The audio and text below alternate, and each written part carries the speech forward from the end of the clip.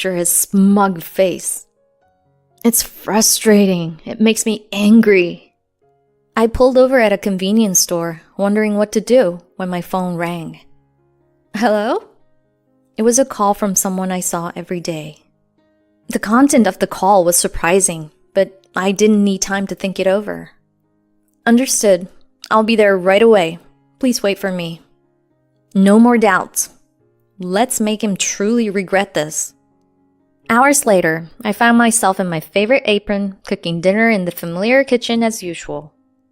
Sarah was watching the evening news in the living room, just like always. Brian noticed me, and he yelled out, "Hey, what are you doing?" What does it look like I'm doing? I'm cooking, making dinner for Sarah. I replied nonchalantly. You came back after all. It was just a few hours away from home. Did you realize your mistake? You must have felt lonely. I just kept cooking in silence. You're a stranger now that we're divorced. You should have apologized to me before coming back.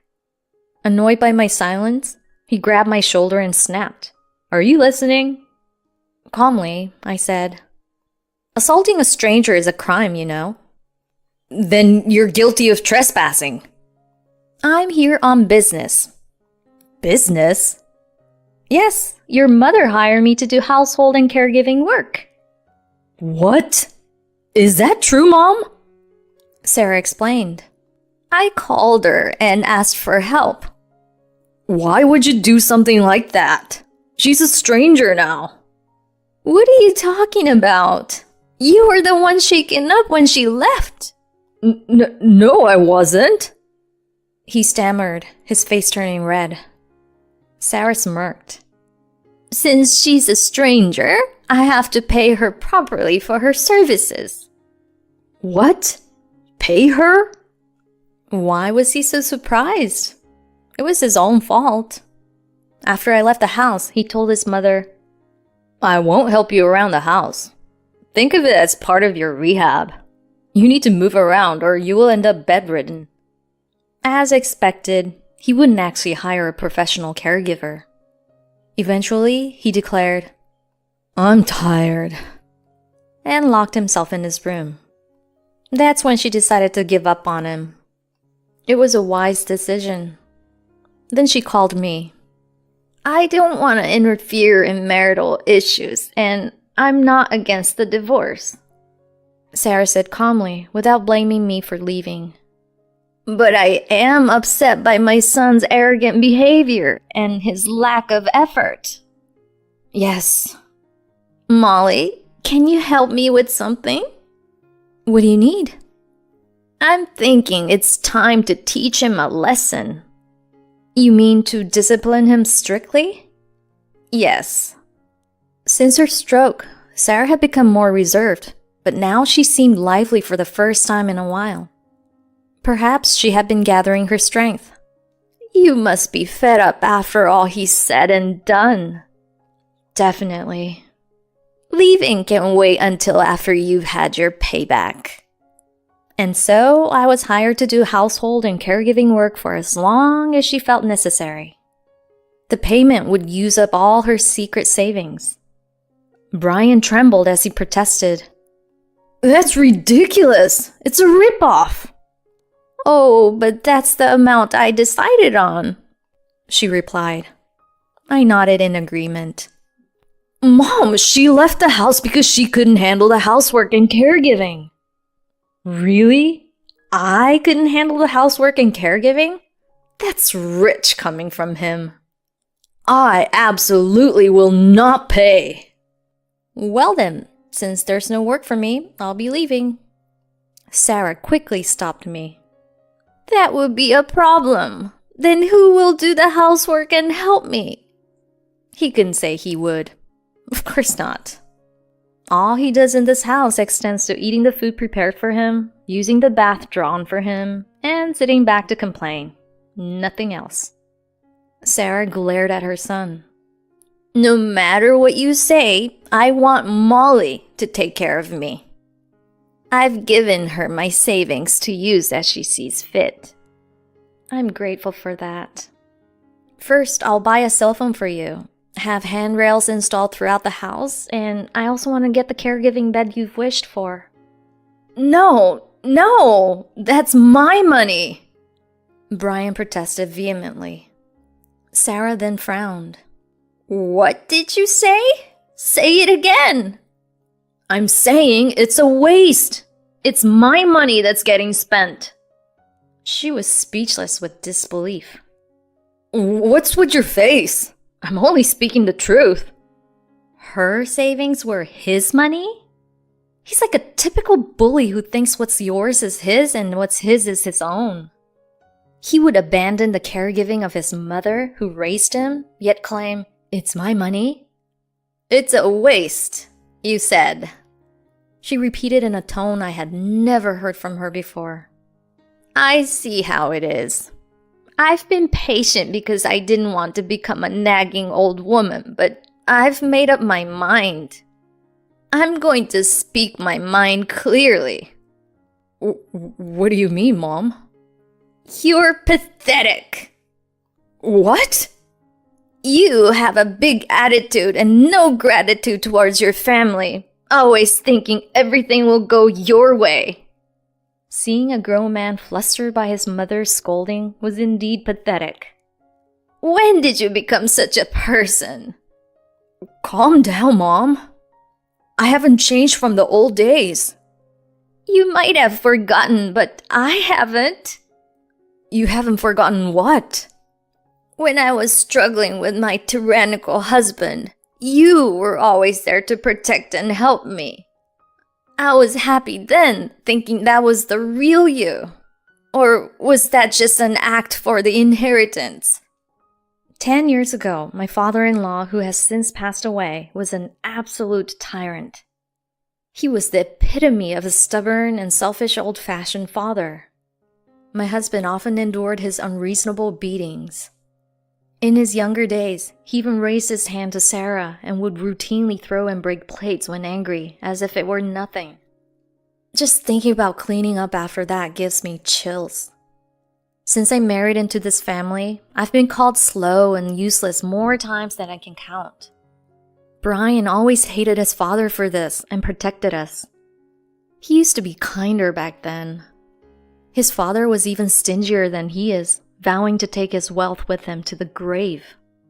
We thought it was a joke, but he wrote a spiteful will saying he wouldn't leave a penny to his son because he disliked his defiant attitude.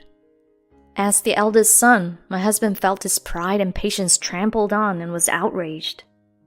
Of course, he had the right to claim his compulsory share, but it felt odd to demand it from his mother, who lived in the same household. Brian, the property in your mother's name will eventually be yours. You don't have to claim it now. I told him at the time, and that settled it for the moment. I never thought my husband would step into his shoes, given how much he disliked him. He probably wanted the dignity of a family head for a while, got a taste for it, then found it too comfortable. Or maybe it's true what they say about the apple not falling far from the tree. I know you are a kind son, Sarah said. Are you really going to be happy after losing Molly, leaving me bedridden, and then burying me? Seeing the troubled look on his mother's face, my husband was shaken. He looked at me for help, but I didn't soften my stern expression. Now is his chance to change. Mom, forgive me. She nodded quietly. That's good. You're still kind, not like your father. He then glanced at me. Oh, Molly, I'm really sorry, he said, genuinely apologetic. I was surprised by his honest apology. Does Sarah have some sort of mind control ability? I said, it was shocking to be asked for a divorce. You have family. You can't say such things so easily. I know. I regret it. I'm glad you came back. Just don't say it again. Understood. I thought to myself that if anyone was going to say it, it should be me, but I kept quiet. Sarah wouldn't easily forgive. Her aim was to make him realize his faults. Afterward, Brian made promises to us. He agreed to take on some household chores and to actively participate in caregiving for his mother. He looked reluctant, but his commitment was secured. "If you break your promise, you'll have to leave." "What? I have to leave?" "That's right, and I won't let you take anything with you." "All right, I'll keep my promise." He agreed, humbled for the first time in a long while. No one likes being scolded by their mother, no matter their age. I was briefly relieved. It seemed like the old him was back. "If it gets me the inheritance, it's nothing," Brian muttered under his breath. I caught every word he said. Maybe expecting him to change his heart was too ambitious so soon. For now, that's fine. He's still in the dark, and he likely will be for many more years. I'll save the real shock for later. There's actually no inheritance left in this house, all thanks to the tyrannical father-in-law. Unbeknownst to my husband, before his father passed away, he wrote in his will that he would leave nothing to his son and then donated all his land to the local government and his savings to the Red Cross without our knowledge. This made the will's contents irrevocable. Sarah tried to intervene, but it was futile. Brian, having not claimed his mandatory share, remains unaware. He thinks all the property was inherited by his mother. When it's finally his turn, he'll find nothing waiting for him. When he discovers the truth, I plan to feign surprise right alongside him. Then, I'll relish the real satisfaction. The thrill is genuine. The savings hidden and safeguarded in the closet by my mother-in-law were handed to me as payment, leaving no inheritance for my husband to anticipate. He'll have to learn to live modestly.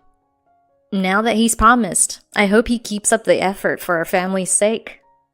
Anyone can do it, he said, so he should quickly master both housework and caregiving. Learning something new at his age, especially something he has never cared for, will be a challenge. Whenever he tried, he was more of an obstacle than an aid. Breaking dishes, spilling shampoo refills, the list of mishaps is endless. Just the other day, he caused sparks in the microwave and now refuses to use it, claiming it's dangerous. What a foolish man. Finally, he conceded, "I have no talent for this, so I'm stepping down."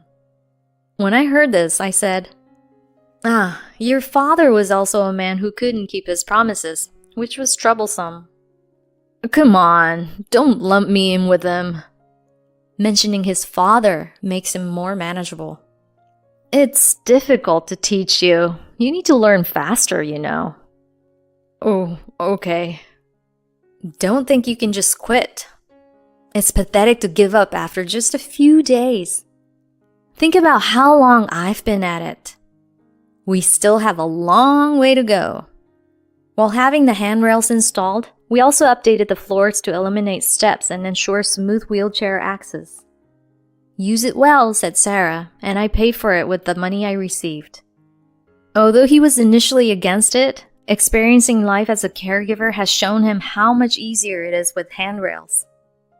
"Should we also remodel the bathroom? A motorized bed would make things easier, right?"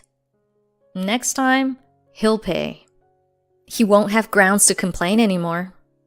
Now, after all this, my husband suddenly wants to cancel the divorce.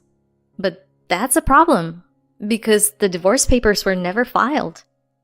You can't undo what hasn't been done. We never even wrote it down. I thought it was clear that the divorce hadn't been processed, but the shock of me leaving must have muddled his memory. In my current role, he probably sees me as a live-in employee. But I have no intention of enlightening him. This arrangement suits me better. If I return to the role of his wife, he might start treating me harshly again, like a maid or something owned. I can't let that happen again. I still don't trust this man. Besides, if we were really divorced, what if something happened? I'm not ready to give up my responsibilities or rights. I won't abandon my family. For now, my husband is like an apprentice, still learning. I am the boss. My old-fashioned husband understands hierarchies better. It might take a while, but I'll let you know when you've earned my recognition. It all depends on your efforts.